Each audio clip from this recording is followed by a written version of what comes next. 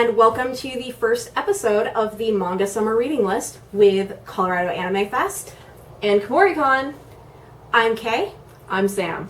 And this week, our theme is Dark Horse Comics. Dark Horse Comics has been publishing manga and comics for the last 30 years. They just celebrated their 30-year anniversary. So we actually got the chance to sit down and talk with one of their editors, Philip Simon, who has most recently been working on I Am a Hero, which is our adult title for this week. So we'll be getting to that a little bit later.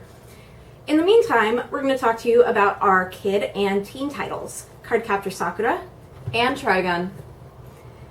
So, Cardcaptor Sakura is a great book for kids to read, either alone or with their family. Getting into manga at a young age can definitely help with kids learn more about Japanese culture, learn more about reading, and just kind of have a great new hobby to explore. One of the reasons why we put Cardcaptor on this list is because even though it is aimed towards maybe a younger audience, a lot of older audience members either remember reading it as kids or have picked it up later.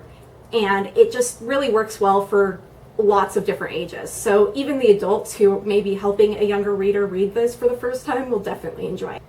Cardcaptor follows Sakura as she goes through a journey of learning all about her magical powers that have been granted to her by the Book of Clow. She has to chase down cards that have been released from the Book of Clow and capture them so that they won't be running amok in Tokyo anymore. It shows a lot of her school life, it shows her relationships with her friends and her family members, and has a lot of great messages. I personally love her best friend. Her best friend's the one that comes up with all the fantastic costumes that she's always running around fighting baddies in. Mm-hmm. And also her little mascot friend is a lot of fun too. All the sass in the world. Yeah. Next up for our teen title is Trigun.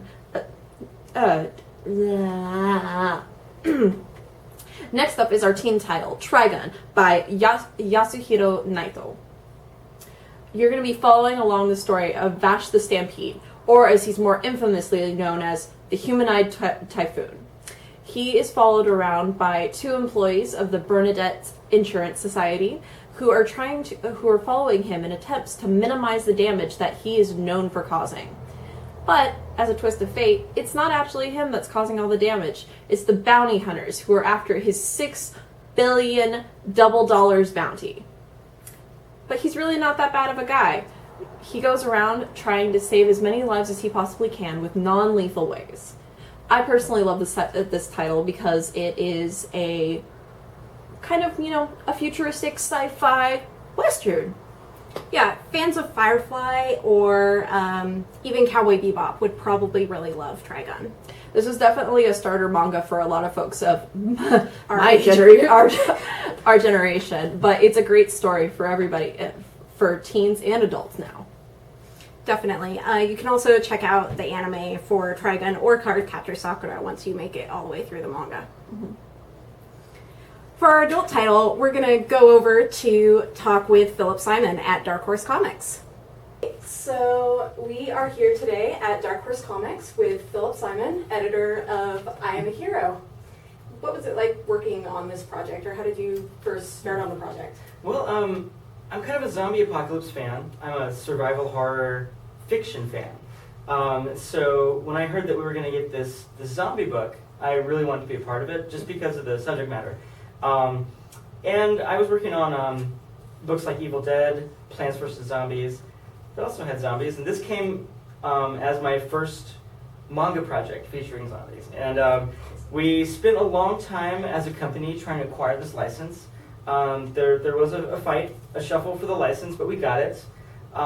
Michael Gambos, working with Carl Gustav Horn, set up our proposals, pitched it, and after we got it, it was assigned to me, luckily. At that point, I figured I'd work with Kumar Sivasubramanian, my translator, and Steve Dutro, my letterer. It's kind of like my go-to team. Mm-hmm. I also do what's known as English adaptation or localization work. Mm-hmm. That role, which some manga companies give to a freelancer, has long since been absorbed into our editorial duties here. Okay. So if your readers or your fans have any questions about the script, they can write them in, they can send them to you, and maybe on another show we can answer those kind of questions.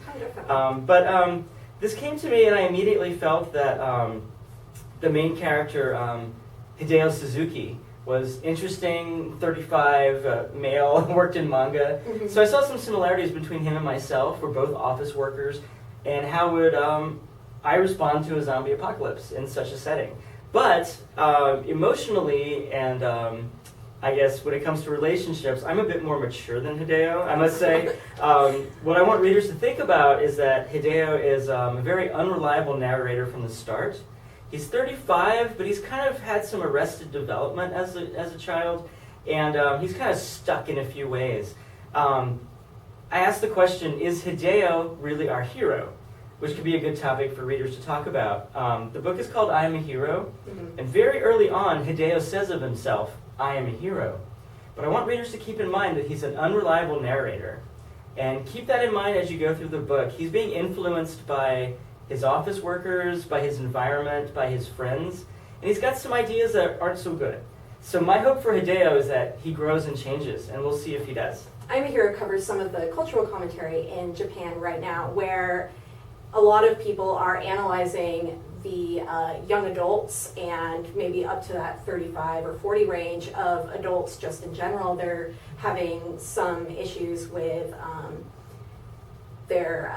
they're not going through a baby boom, and they're just kind of trying to figure out culturally where the country is headed in the next 10 to 20 years, and they're trying to work on some of that to fix it in the immediate future. So how do you think that affected the direction that the story took?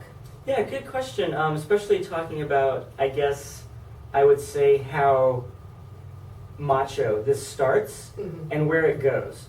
I really want readers to keep in mind that Hideo is unreliable as a narrator, but also he's absorbed a lot of macho tendencies from his office mates and his friends.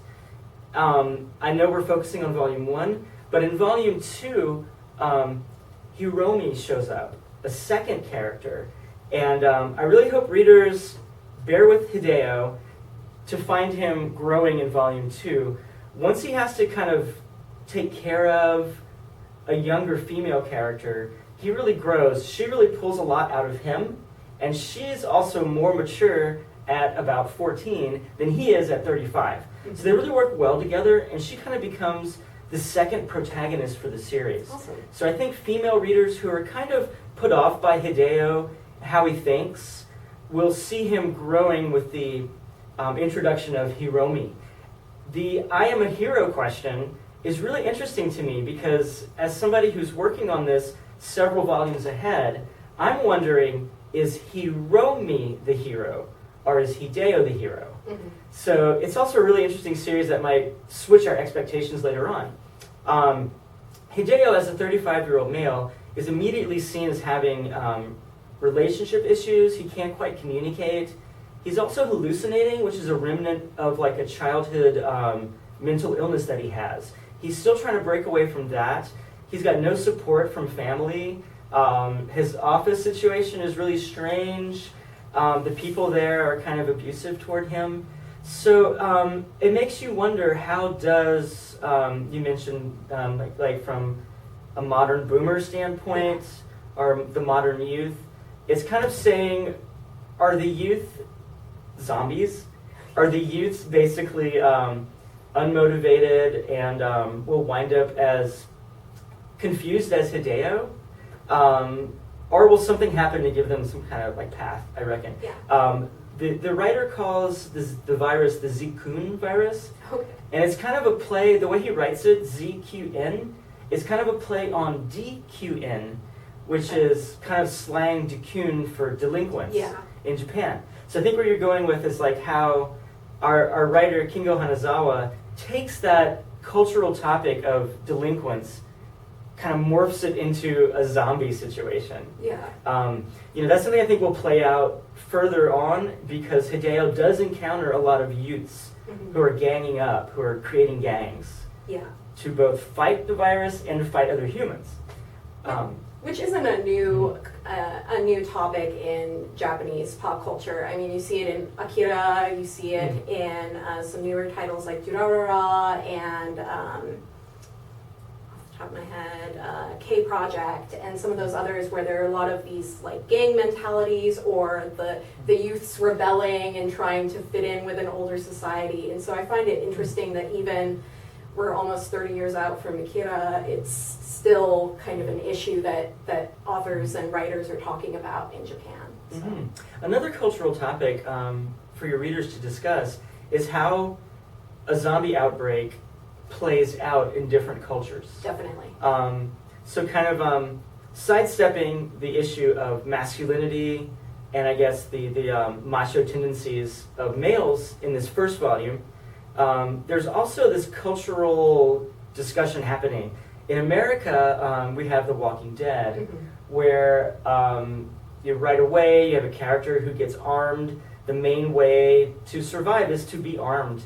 And in Japanese society, there are very few firearms compared to American society. That when the zombie outbreak happens, Hideo grabs his shotgun, which is kind of a sporting shotgun, but he doesn't think to use it to protect himself until later, much later after the outbreak. His first thought isn't, I have a shotgun, I'm going to survive. It's like, I need to go to work. Well, thank you very much. Yeah. We hope that everybody can definitely check out these titles. You should be able to find them at your local library, your local comic book or bookstore, or on thingsfromanotherworld.com. Now for our honorable mentions. Our first honorable mention is Okikoshi by Hiroaki Samura. It's a great collection of just little short stories that we think teens or young adults would enjoy. Next up for our honorable mention is Kurosagi Corpse Delivery Service by Eiji Otsuka and Hosui Yamazaki. It's a story about Buddhist college students trying to make some extra cash on the side. It's a little bit more of an adult title, but it's hilarious. Definitely. Next up is Oremo, a story about an older brother who doesn't get along with his younger sister, but later becomes her confidant when she comes out to him as an otaku. I think we've all had that experience. I have yet to have mine. Oh. Clearly your brother needs to come out as an otaku then. Thanks for watching this week's episode of Manga Summer Reading List, presented to you by Colorado Anime Fest. and Komori-con. Next week, we will be covering some LGBTQ plus titles in honor of Pride Day, June 18th in both Denver and Portland. See you next week. Toodles.